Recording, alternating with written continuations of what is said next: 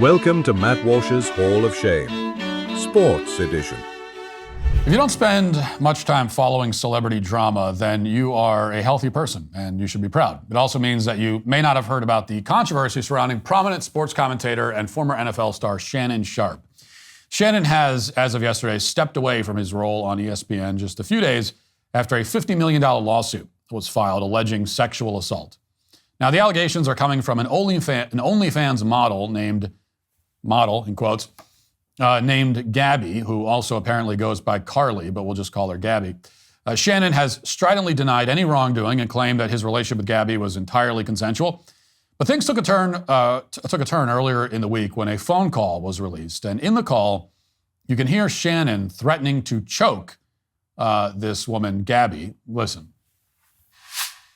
Well, I'm not really interested in getting choked, so I guess we're going.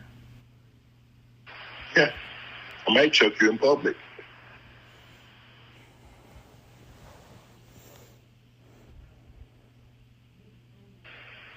Big black guy chokes small white woman.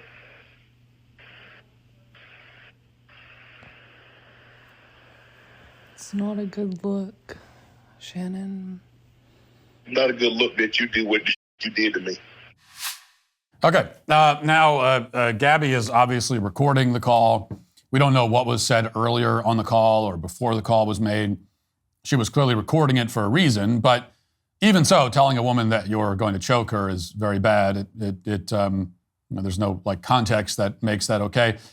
It does not, however, prove that he's guilty of rape. Now, there is apparently some kind of video, a sex tape, that Shannon's legal team has alluded to a few times. They claim that Gabby is using this video to blackmail Shannon and that it's been taken out of context, possibly edited to make the sexual encounter look non-consensual when it is, in fact, they say, consensual. And attempting to get ahead of this, his team also released a collection of extremely graphic text messages sent by Gabby to Shannon over the course of several months.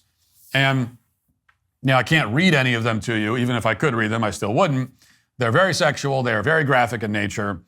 Gabby repeatedly says that she wants to be abused, wants to be choked, and she wants to have other things, unspeakable things done to her. Some of these texts were sent after the alleged rape occurred. And I think she alleged 2 incidents, and this was after one of them. Now, Shannon claims that if he did in fact rape this woman, then she wouldn't be sending him graphic texts weeks and months after the fact, saying, among other things, that she wants Shannon to put a, quote, big black baby in her. So, what's the truth here? Did Shannon Sharpe rape this woman? I have absolutely no idea. If I had to guess, if I was just guessing, I'd say probably not. I mean, assuming that the texts are legitimate, it's hard to believe that a woman who was actually the victim of a violent rape would be texting her rapist and begging for him to come back and violate her again. Although it wouldn't shock me all that much if he was evil enough to do that awful thing and if she was twisted enough to start sexting with her rapist. So I have no idea. Now, I cannot personally reach a verdict on this allegation, and that's not my job to. So that's the good news. All I know is that whatever happened, it was weird and bad and gross, and I wish I didn't know about it, but I do, and now so do you. Now, this whole thing, of course, was very avoidable. False accusations can happen, and they're always terrible, assuming that these accusations are false, which they may or may not be. But the fact is that, a great many, not all, but a great many false accusations and questionable accusations could have been very easily avoided. And here's how you avoid them. Get married to one woman. Stay married to that woman. Have 0 sexual encounters outside of your marriage. In fact, don't even spend time alone in the same room as any woman who is not your wife or a family member. When it comes to women of low character, such as one who, that you would find on OnlyFans, for example, don't have any interaction with them at all. Don't speak to them. Don't befriend them. Don't text them. Don't call them. Don't have them in your life in any capacity, period, at all. And it's not hard to put these boundaries up. These are the boundaries that I live within, that many married men live within. It has not intruded on my life or even caused the slightest inconvenience ever. It's very easy for a grown man to not get mixed up with the Gabbies of the world. It's very easy to put yourself in a situation where Gabby could simply never credibly accuse you of anything. Of course, anyone can accuse you of anything, but you'll have a much easier time clearing your name if you can point out that you've never interacted with this person in any capacity at any point in your entire life. Now, Shannon Sharpe's story, though gross and embarrassing, is in a way helpful because it demonstrates two things. And first of all, it reveals that there is a risk of staying single. We often hear about the risks of marriage. The risks like you can end up divorced, you can lose half your stuff, you can lose custody of your children, if you're the man anyway. And all of that can happen, of course. I mean, there are lots of things you can do to greatly reduce your risk of winding up in that position, but it does happen. We all know that. And the fear of that result is what leads some men to avoid marriage entirely. But as Shannon Sharpe and many other men have demonstrated, the other option is not without very significant dangers. I mean, unless you plan to be single and also celibate for your whole life, then you'll be getting involved with a succession of women you don't know and who don't love you or necessarily even care about you in the slightest. And that will make you very vulnerable and susceptible. And same goes for the woman, of course, on the other side. There's vulnerability and susceptibility and dangers of a different kind that perhaps if the allegations are true, this woman fell victim to. But either way, this is the point, that we talk about the dangers of getting married, dangers for men, dangers of women for women, many, many dangers, involved in not getting married. Second, Shannon has shown us how pitiful and sad, this kind of lifestyle is. Even if he isn't a rapist, even if he isn't, he's still a pathetic, ridiculous man. I mean, Shannon Sharpe is 56 years old. This woman would have been, I guess, about 20 when this relationship, if you can call it that, started. So this is a 56-year-old man, hooking up at best with a 20-year-old OnlyFans prostitute. This is a man who, at his age, should be sitting at his house with his wife, watching his grandchildren play, maybe having a beer with his adult son. But instead, he's wrapped up in an embarrassing, disgraceful public feud with a 20-year-old girl. He should be reading his grandchildren a bedtime story. Instead, he's reading us his sex messages with a chick from OnlyFans. And now he's been disgraced and his career is destroyed. And when he dies, he'll be remembered mostly for this, not for anything he did before it. And whether he's guilty or not, he brought all of that on himself. And that is why he is today canceled. 1776 was not the beginning. It was the breaking point. The American Revolution was born from 150 years of colonial experience, tensions, and transformation.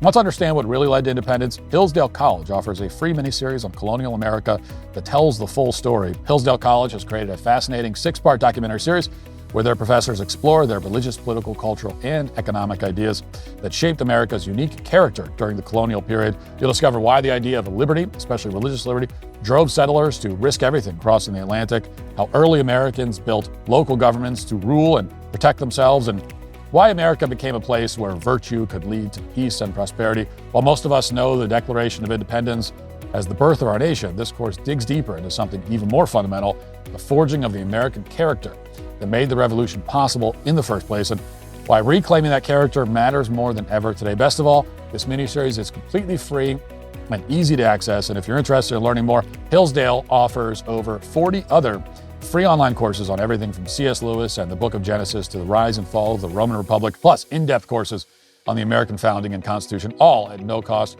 Right now, go to hillsdale.edu/Walsh to enroll. That's no cost, and it's easy to get started. There's hillsdale.edu/Walsh to enroll for free.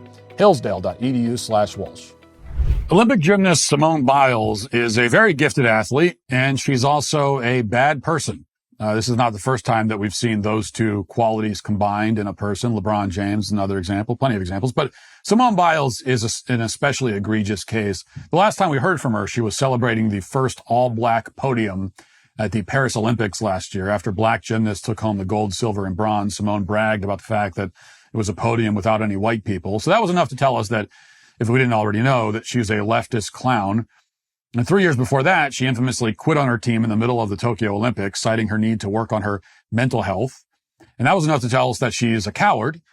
Finally, this week, she put it all together, mixing her cowardice with her leftism and sprinkling a little bit of a mean girl nastiness on top. Simone posted the following on X. Quote, Riley Gaines, you're truly sick. All of this campaigning because you lost a race. Straight up sore loser. You should be uplifting the trans community and perhaps finding a way to make sports inclusive or creating a new avenue where trans feel safe in sport. Maybe a transgender category in all sports, but instead you bully them. One thing's for sure is no one in sports is safe with you around. Now, to be clear, this was not a response to anything Riley Gaines had said to her. This was a totally random, unprovoked attack. And she followed it up 3 minutes later with this. Bully someone your own size, which would ironically be a male. Now, the great thing about this little jab is that it actually acknowledges the physical advantages that men have over women. It's also intensely hypocritical, as this bit of body shaming is coming from a woman who spent the last 10 years promoting body positivity. Here she is taking part in the Beauty is No Competition campaign. You can see the inspirational poster right there. And here she is talking about her own experiences being body shamed. Listen. Question I wish people would stop asking me is, how tall are you? Are you gonna grow? I'm not going anywhere. I'm 4'8". I'm stuck. I'm Simone Biles and I love my body. Because it helps with gymnastics and it teaches younger girls to love their bodies as well. I think I've learned to love my muscles a lot more than when I was younger. I got made fun of for my arms a lot. Some people would say like mean things. They used to call me like a soldier. At the time, it didn't make me feel the best, so I wore sweaters or jackets all year long. Now I show off my arms all the time. To me, healthy body image is when you feel confident with yourself in and out. So not only was Simone Biles body shamed, but she was shamed specifically for having a masculine physique. And now she's lobbing that exact same insult at a woman who never said a critical thing about her. But I think we know why she's treating Riley this way. In fact, Simone Biles has a theory about what motivates people like Simone Biles. To body shamers, let me say, I feel like if you love your body, then that's all you can do, so it doesn't matter what anybody else says. So I think they have to learn to fall in love with themselves. And I think it's out of jealousy sometimes. Jealousy. Yeah, that could be it. Or perhaps she doesn't have access to a mirror, so she's not aware that she looks like this. That could be a factor. And for her part, you know, Riley did not respond in kind. She did not come back and say something like, hey, Simone, don't go making fun of anyone's physique when you're built like Muggsy Bogues. Riley did not say that. And thank God, because that would be mean. And I wouldn't condone it if she had said that. I wouldn't say anything like that. Instead, Riley left the insults to the side and addressed the issue at hand. Watch. Yesterday, Simone Biles, the Olympic gymnast, the best of the best, bar none. There is no one else even remotely in her league in women's gymnastics. I guess in an attempt to be inclusive and virtuous, decided to sell out all women and girls who have dreams to achieve and to succeed, and to specifically personally attack and body shame me. She tweeted this out of the blue, like this came out of nowhere, and she said, Riley, me, you're truly sick, all of this campaigning because you lost a race. First of all, if she's insinuating I lost to a man, I've lost several races in my career, duh, that's part of being an athlete. But if she's saying I lost to a man, that's factually incorrect. We tied, besides the point. Straight up sore loser. You should be uplifting the trans community and perhaps finding a way to make sports inclusive or creating a new avenue where trans feel safe in sports. Let me get something straight. It's my job. It's the women's job. This is what Simone Biles is saying. It's the women's job to find a way for the men's feelings to be validated, for their identity to be affirmed. That's not my job, actually, at all.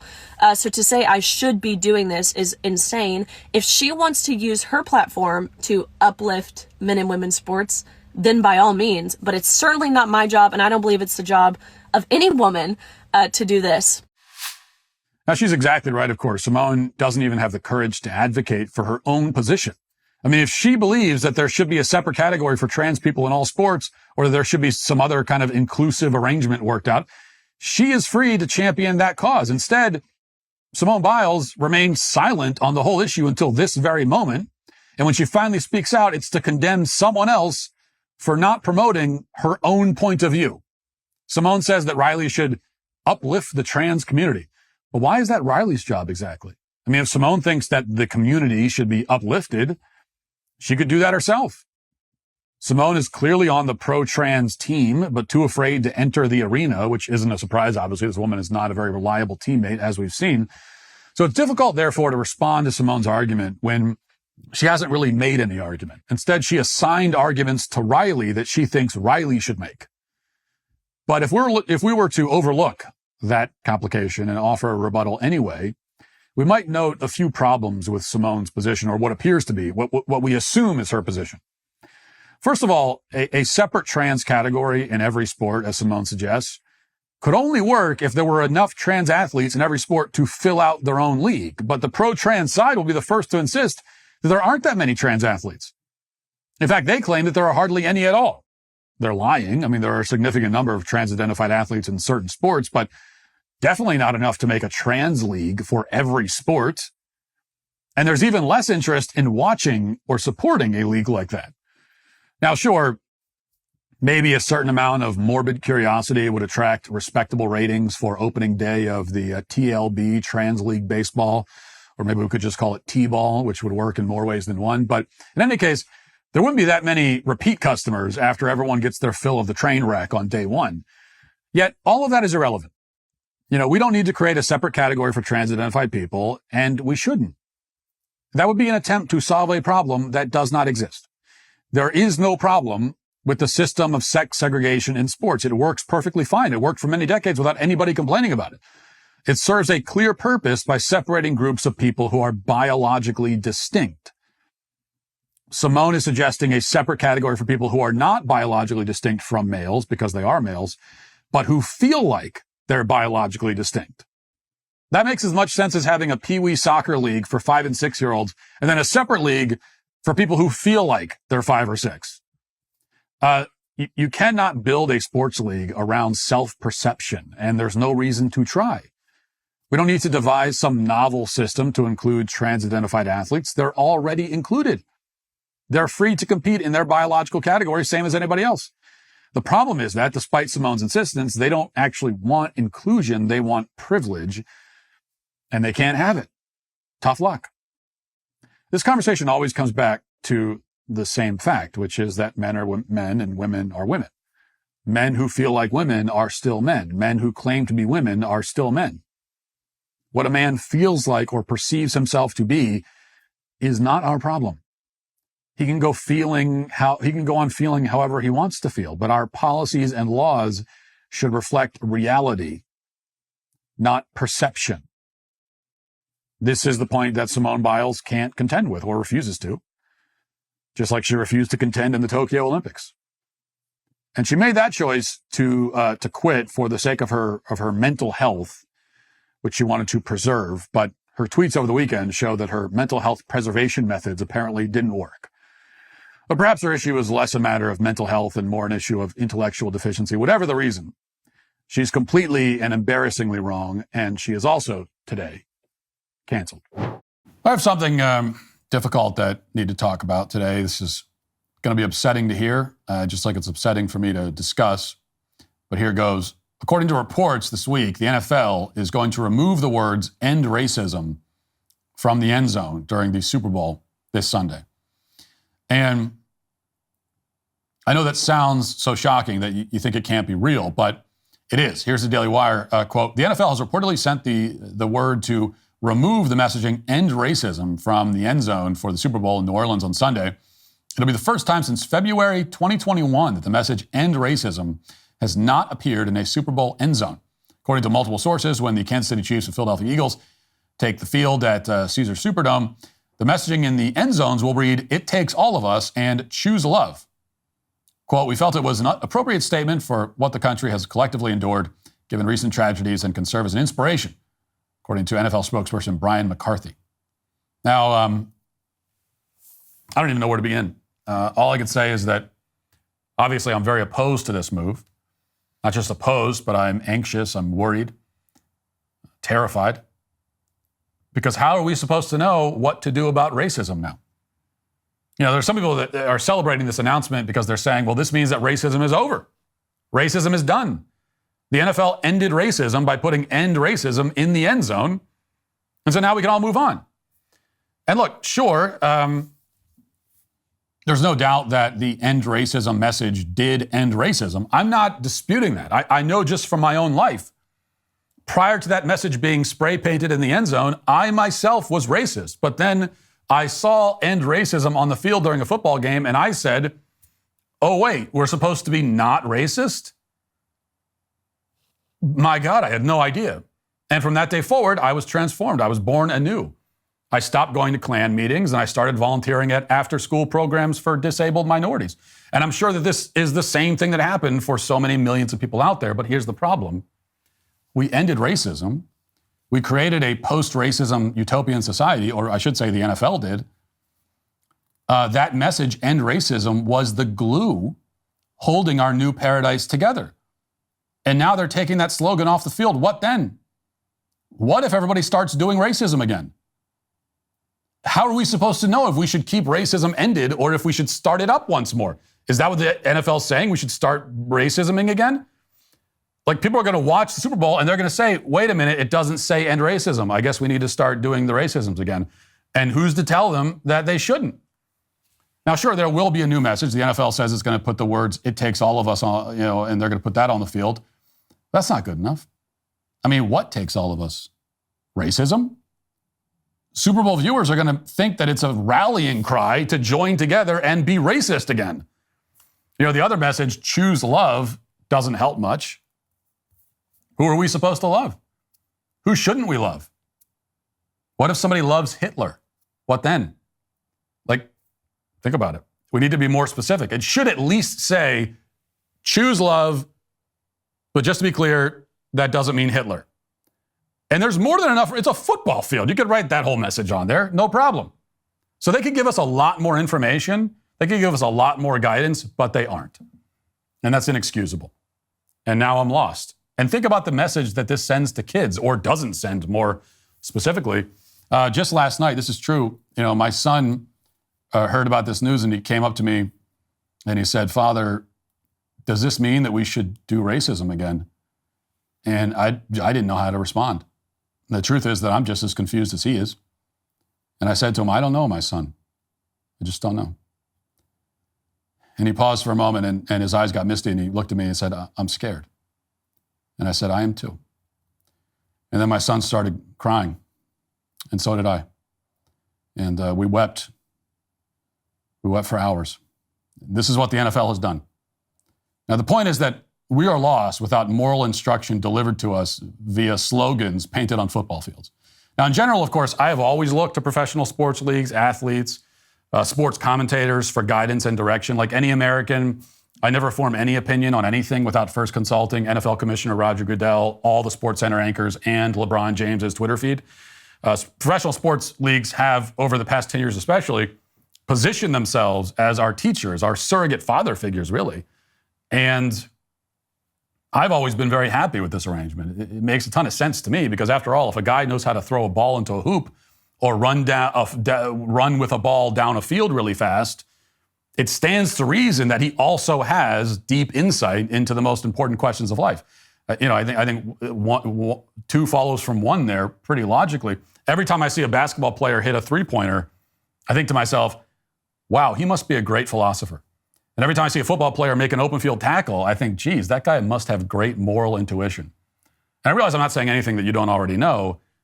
This is what we all think when we watch sports. But the NFL is now abandoning its post. It's hanging us all out to dry. Racism is about to make a major comeback in this country. Millions of people are going to tune into the Super Bowl, see that the words end racism have been removed, and then immediately run out and commit hate crimes.